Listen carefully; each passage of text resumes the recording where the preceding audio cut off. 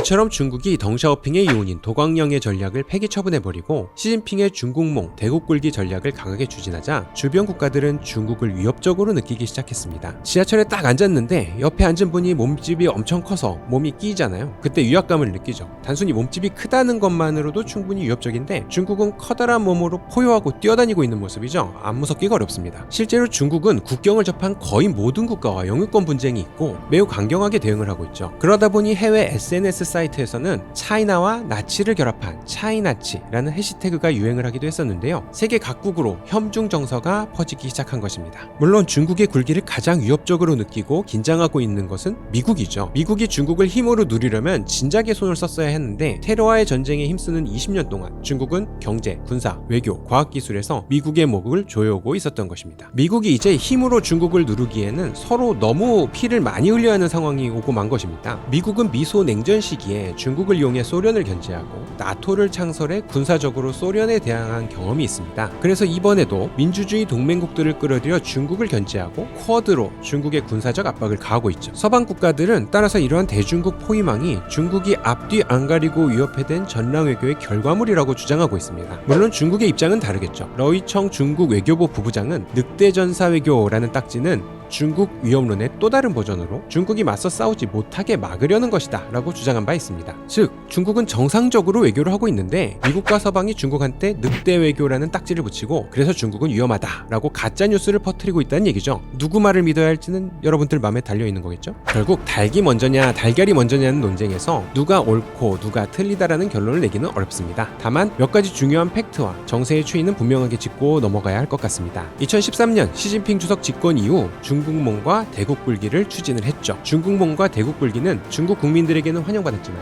주변국에게는 위협으로 느껴졌습니다. 중국의 늑대전사 외교관들은 점점 요직을 차지하고 있고 국제적 분란은 많아지고 있습니다. 주변국의 혐중 정서는 갈수록 팽배해지고 있고요.